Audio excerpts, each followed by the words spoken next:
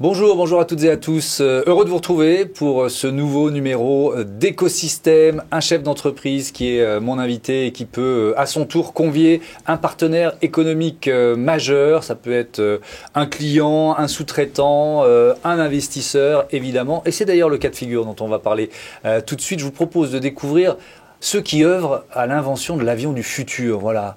Grâce à mes invités, Jérémy Caussade, bonjour. Bonjour. Vous êtes le président d'Ora Aero et vous avez choisi donc pour vous accompagner aujourd'hui Jérôme Foll, bonjour. Bonjour. Associé d'Innovacov, société de capital innovation. En quelques mots, présentez-moi Innovacov. Innovacom est une des plus anciennes sociétés de capital innovation françaises. Ça fait 33 ans qu'on investit. Okay. On a financé 300 startups, investi 1 milliard d'euros dans des sujets à la fois technologiques et industriels. Ouais. Et là, on est vraiment dans un enjeu industriel majeur avec Ora Aero. Présentez-moi vos avions. Qu'est-ce que vous êtes en train d'inventer ? Alors, Ora Aero, une société qui est née en août 2018, et on est parti du postulat que l'ère qu'on allait vivre était une ère de changement qui justifiait de repartir un petit peu au combat, en repartant aux fondamentaux d'un constructeur aéronautique. On l'a fait sur des bases digitales qui nous permettent de développer mieux, d'être mieux armés pour répondre aux défis de demain, et il y en a beaucoup. Et finalement, la philosophie générale est d'essayer de contrer un peu ces aspects d'aviation bashing en disant que c'est pas une fatalité. Nous, comme tout le reste de l'industrie, on a une absolue nécessité de transition, d'évoluer. Mais l'aéronautique, depuis quasiment sa création, a été une industrie qui a trouvé des solutions à des problèmes. Et donc du coup, le problème, je pense qu'on le connaît à peu près tous. Donc le but est de trouver des solutions. Alors c'est quoi quel choix technologique vous avez fait? Parce qu'il y en a différents. Vous êtes parti sur quelle technologie? Alors effectivement, la solution unique n'existe pas et vraisemblablement n'existera pas. Donc on parle d'hybride, d'électrique, d'hydrogène. Et finalement, on a essayé de prendre la voie du pragmatisme, de trouver finalement une solution en fonction des avions qu'on considérait, donc des usages avec la bonne technologie pour le bon usage. Et donc actuellement, on a un biplace de formation à capacité voltige qui permet de former des pilotes militaires, des futurs pilotes de ligne. Donc là, on est parti dès l'année prochaine pour un premier vol sur un avion full électrique avec une possibilité d'en faire une version hybride derrière, mais le marché pour l'instant sur cet avion-là appelle le full électrique. Pour l'avion transport régional sur lequel on travaille, qui s'appelle ERA, là on est sur un avion hybride, un avion à propulsion électrique hybride. Et donc, c'est combien de personnes transportées? Parce que c'est évidemment la question que vous devez vous poser en permanence. Jusqu'à combien de personnes on peut transporter dans un avion électrique ou dans un avion hybride? Alors, en l'état actuel des choses, sur l'avion régional sur lequel on travaille, c'est un 19 places. Okay. Donc, c'est un petit avion régional. Le but est d'avoir la capacité de faire des distances relativement courtes, d'en faire beaucoup dans la journée, de les faire avec un niveau d'émission le plus bas possible. Et donc, dans notre cas, en dessous de 400 km, on peut faire des vols zéro émission, et qui correspond à ce qu'on appelle l'aviation générale. Donc, qui est pour moi une première étape atteignable court terme. Alors, vous nous l'avez dit juste avant qu'on démarre l'interview, on a discuté un petit peu. C'est un enjeu majeur pour l'avenir du secteur, mais un enjeu global de relance industrielle qui est en train de se jouer. Oui, la France est leader dans l'aéronautique depuis 120 ans, depuis ses débuts.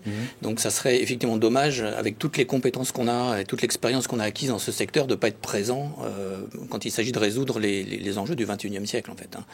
Et nous, justement, Innovacom, c'est ce qui nous plaît dans les projets. Nous sommes plutôt des ingénieurs à la base et nous investissons dans des technologies, alors non pas pour le plaisir de faire la technologie, de la deep tech, mais pour aller jusqu'au stade industriel et apporter des révolutions dans des secteurs entiers de l'industrie. Et alors, pourquoi vous croyez au projet Ora Aero, puisque vous êtes l'un des premiers investisseurs, si je ne me trompe? Oui, alors on croit à la fois au projet et puis surtout en l'équipe. Donc Jérémy, qui est là, a travaillé chez Airbus avant, donc il sait très très bien aujourd'hui ce que sont les avions d'aujourd'hui. Le week-end, il fait des répliques d'avions anciens, donc il connaît aussi toute cette histoire de l'aéronautique en tête et il sait se projeter dans l'avenir. Et donc, ce qui nous a intéressé, c'est effectivement cette compétence, cette volonté et surtout le caractère industriel du projet. C'est-à-dire qu'on n'est pas là simplement pour faire des avions, on est là pour faire un nouveau constructeur aéronautique, un constructeur du futur, basé sur des outils entièrement digitaux, entièrement numériques. Donc, c'est vraiment cette révolution-là que l'on souhaite porter, que l'on va porter, parce que les défis de l'aviation au XXe siècle, ça a été d'abord la sécurité, simplement, faire voler les avions, ça a été de réduire les coûts après, et puis maintenant, c'est la décarbonation. Et donc, il faut absolument que nous, les investisseurs, on soit là pour soutenir ce genre de projet absolument essentiel à notre économie. Mais alors justement, vous êtes peut-être déjà en perspective de c'est quel niveau d'investissement étape par étape en quelque sorte? Alors pour l'instant, il y a eu plusieurs millions d'euros qui ont été investis, ce qui me permet d'aboutir aux premières étapes dont a parlé Jérémy. Maintenant, on travaille sur des levées de fonds de quelques dizaines de millions d'euros pour passer à la phase vraiment industrielle et pouvoir lancer cet avion de transport régional électrique. Et puis à la fin, il y aura sans doute quelques centaines de millions d'euros qui auront été investis pour arriver à ce constructeur aéronautique du futur qu'on est en train de bâtir ensemble.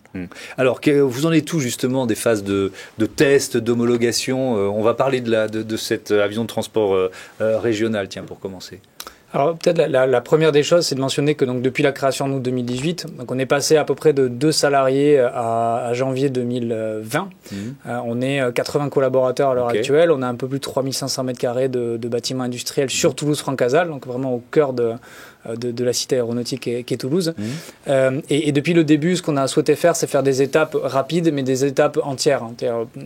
Pas se contenter de simplement dire les choses, mais les faire.